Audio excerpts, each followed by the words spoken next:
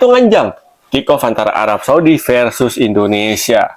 Udah banyak nih yang analisa kira-kira formasi apa yang bakal dipakai sama Arab Saudi, taktik apa yang bakal dipakai sama Indonesia. Nah, kali ini gue bakal bahas tentang masalah itu juga. Ya menurut gua nanti Arab Saudi lawan Indonesia ini pasti banyak yang nggak nyangka nih kan. Menurut gua sih nanti Arab Saudi pas lawan Indonesia seenggaknya di 15 sampai 2 menit pertama ini Arab Saudi bakal nerapin taktik ataupun dia bermain kayak Australia pas ketemu Indonesia. Arab Saudi bakal membiarkan Indonesia intens melakukan serangan ke daerah pertahanan sendiri, dan kemudian Arab Saudi melakukan counter attack yang mematikan untuk mengeksploitasi lini pertahanan Indonesia yang udah terbuka lebar tuh. Terbukti kan Australia lawan Indonesia ketika main dengan pola gitu, ball possession, iya Indonesia menang atas Australia, tapi dari segi keunggulan Australia bisa bikin 5 gol ke gawang Indonesia dan Indonesia cuma bisa bikin 1 gol ke gawang Australia. Endingnya Australia 5, Indonesia 1. Dan ini menurut gua ya, ini prediksi gua ya kan, pendapat pribadi gua. Ini kayaknya Arab Saudi bakal nerapin taktik kayak gini nih di babak pertama. Kalau efektif di 15-20 menit pertama ini bakal lanjut. Kalau nggak efektif, baru Arab Saudi bakal main keluar menyerang, membombardir lini pertahanan Indonesia. Karena apa ya? Karena Arab Saudi udah mumpuni banget skuadnya nih. Bisa dibilang yang Mandaussari kaptennya yang dibilang cedera ya, nyata-nyata sampai detik ini bakal gue lihat di akun Instagram akun Federasi Saudi, Daussari udah latihan bersama timnya. Ini artinya apa? Berarti beliau udah fit 100% untuk siap tempur melawan Indonesia. Ini menjadi alarm bahaya nih. Kenapa ya? Karena Daussari ini adalah nyawa ataupun motor permainan dari Arab Saudi. Di samping pemain-pemain lainnya juga berbahaya ya kan, kayak siapa tuh namanya tuh? Kano. Kayak Kano, Muhammad Kano juga berbahaya banget nih. Pas lawan Indonesia di GBK terakhir, kalau tendangan dia tuh dari luar kotak penalti itu membentur Mister Gawang kenceng banget. Nah, ini pemain tengah yang pergerakannya sangat-sangat licin dan sangat cukup lihai dalam mencari celah di sepertiga akhir pertahanan Indonesia. Ini juga mesti diwaspadai sama coach Patrick Kluivert. Nah, sekarang kita bahas dari sisi Indonesia. Kira-kira Indonesia bakal pakai formasi apa nih? Ya kalau kita lihat dari uji coba terakhir Indonesia bulan September, naga-naganya kayaknya nih ya, coach Patrick Kluivert bakal mainin dengan pola 4 back sejajar, alias main dengan 4 back. Nah, kalau dengan pola 4-2-3-1 misalnya nih, dengan formasinya misal di kiper taruh Martin Pas, yang ditaruh center backnya kemungkinan besar duet JIZ sama Kevin Dix. Kiri kayaknya sih bakal dikasih ke Dean James, dan kanan yang tarik Sorry sama Sandy Walsh. Ya, kalau kita lihat dari segi cara bertahan, gue lebih prefer nih kalau Sandy Walsh sudah fit 100% ya, cederanya udah benar-benar udah sembuh kan dia di terakhir pertandingan nama klubnya Buriram United dia agak cedera kan, sehingga ditarik ya. Kalau dia udah fit 100%, kayak sih gue lebih prefer Sandy Walsh ditaruh di back sayap kanan. Yang menarik nih di sisi DM nih, kalau dengan formasi kemarin pas lawan Lebanon nih bisa bilang main dengan double pivot ya, ataupun DM-nya kembar nih, 2 nih, Joey Pelopesi kemungkinan besar bakal ditemenin lagi sama Calvin Verdong. Kenapa dengan Calvin Verdong? Biar ketika nanti transisi dari menyerang ke bertahan, kita cepet nih, Calvin Verdong bisa nutup celah yang ditinggalin sama Dean James. Ketika Dean James nanti naik membantu serangan di sisi flank kiri. Jadi dengan pola 4-2-3-1, menurut gue ini yang udah coba diterapkan pas lawan Lebanon ini bisa menjadi opsi bagi coach Patrick Kluivert untuk meredam agresivitas dari Arab Saudi. Kalau nanti Arab Saudi main ofensif, bahkan ultra ofensif, menurut gue sih pilihan double pivot antara Verdong dan Pelopesi ini diduetin. Ini menurut gue nggak buruk-buruk amat, dan emang udah terbukti pas lawan Lebanon ini dia bisa bekerja dengan baik dan efektif, biarpun Indonesia nggak bisa bikin gol ke gawang Lebanon.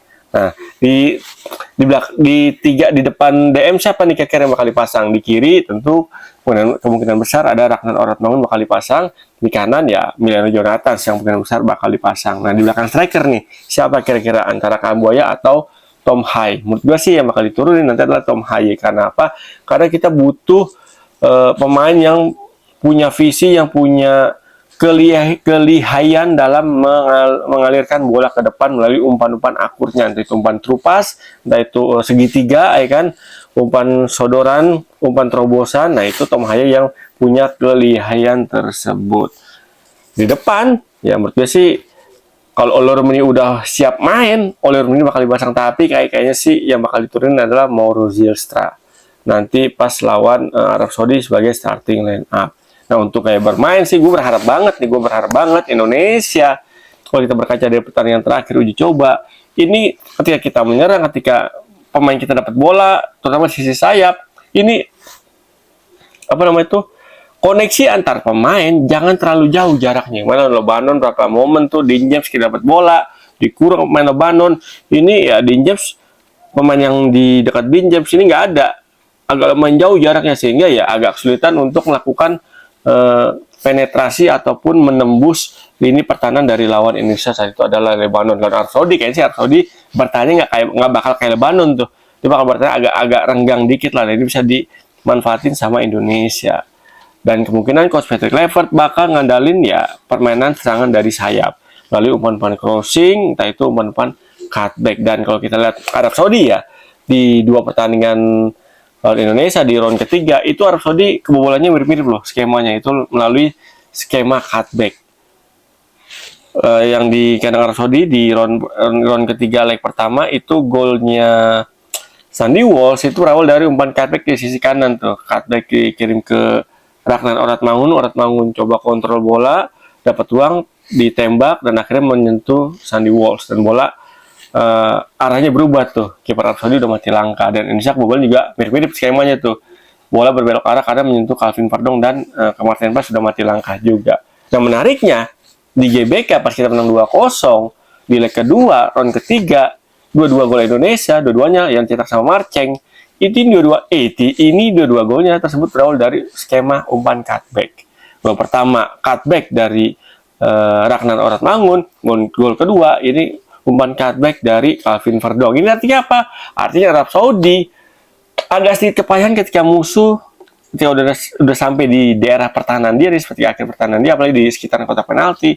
Ketika musuhnya memainkan umpan cutback, ini Arab Saudi agak kerepotan untuk menutup celah dari bola serangan kayak gitu, dan ini bisa dimanfaatin sama coach Patrick Kluivert. Itu sih salah satunya nih yang bisa dimanfaatin sama Indonesia menjadi senjata untuk kembali membobol ataupun membongkar lini pertahanan Saudi untuk mendulang gol demi gol nanti. Dan nah ini dia sih, Indonesia bisa nggak menang lawan Arab Saudi? Bisa. Yang penting satu lagi catatannya nih, transisi. Ketika transisi dari menyerang ke bertahan, Indonesia harus benar-benar cepat, smooth, dan rapi. Selain tadi jarak ya, jarak antar main harus dekat, ketika transisi pun harus cepat, dan penyambung nih, pemain penyambung antara lini tengah sama belakang ini harus benar cepat menutup ruang ketika Arab Saudi melakukan skema counter attack. Karena Arab Saudi ini cepat banget pergerakannya, dan transisinya berbahaya banget. Ini mesti diantisipasi sama coach Patrick Kluivert untuk menahan gempuran dari Arab Saudi nanti nih. Kamis dini hari, tanggal 9 dini hari pukul 00.15 kick off-nya. Dan satu lagi sih menurut gue ya, ketika nanti lawan Arab Saudi, pemain Indonesia ini benar-benar harus bisa manfaatin main klinis saja, efektif aja, nggak perlu banyak peluang. Misalnya kita cuma punya 3-4 peluang, sebisa mungkin dari peluang tersebut 50%-nya dikonversi menjadi gol. Berapa? Biar kita bisa mendulang gol, sebisa mungkin bikin gol pertama nih, bikin gol duluan agar Arab Saudi tertekan. Kalau kita main terbuka, ofensif, pol-polan, ada opsi tersebut. Kalau bisa dimainin jangan sepanjang pertandingan, 10 menit pertama coba main kayak gitu. Kita main ofensif sambil jangan lupakan tadi tuh transisi kita bertahan. 10 menit kita main ofensif, belum bisa bobol gawang Arab Saudi, ya udah kita main pragmatis saja, menunggu momentum untuk menghujam lini pertahanan Arab Saudi untuk merobek jala gawang Arab Saudi yang kemungkinan bakal dijaga sama kipernya yang udah pengalaman tuh untuk tampil di berbagai ajang bersama Arab Saudi. Dan menariknya info terbaru yang gue baca di media sosial ini, katanya ya, ini kiper Arab Saudi mendapatkan menu latihan yang khusus nih, yaitu dengan 3 jenis bola berbeda. bola yang dipakai buat pertandingan besok, bola buat Piala Dunia, bola yang ukurannya lebih kecil. Tujuannya apa? Tujuan adalah untuk melatih refleks dan konsentrasi dari kiper Arab Saudi. Nah ini kayaknya Arab Saudi udah benar-benar harus bisa mengantisipasi nih gelombang serangan dari Indonesia. Makanya tuh tim kepelatihan kipernya melakukan pola latihan kayak begitu. Indonesia pasti juga udah nyiapin juga tentunya. Nah, menurut gue sih itu aja sih ulasan singkat dari gue tentang gimana kemungkinan formasi dan taktik yang bakal dipakai sama Indonesia maupun dari Arab Saudi. Tentunya kita berharap nih, kita dukung Indonesia agar lawan Arab Saudi menang. Tipis aja 1-0 ataupun 2-1 udah cukup kok bagi Indonesia untuk menjadi modal awal untuk menghadapi Irak untuk meraih kemenangan berikutnya agar Indonesia dapat tiket Piala Dunia secara langsung melalui jalur ronde keempat. Ada nggak peluangnya? Ada, dan kemungkinan menangnya antara Indonesia sama Arab Saudi ini bakalan berimbang 50-50. Gimana menurut kalian? Thank you yang udah support channel YouTube gua, sehingga channel YouTube gua makin terus berkembang dan terus berkembang. Jangan bosan-bosan ya untuk nontonin konten gua Pudit Abangan di channel YouTube gua tentunya Edwan Piero atau Irwan Chan. Saatnya gua pamit, dan jangan lupa untuk terus dukung timnas Indonesia untuk lolos ke Piala Dunia 2026. Dadah, salam olah bola.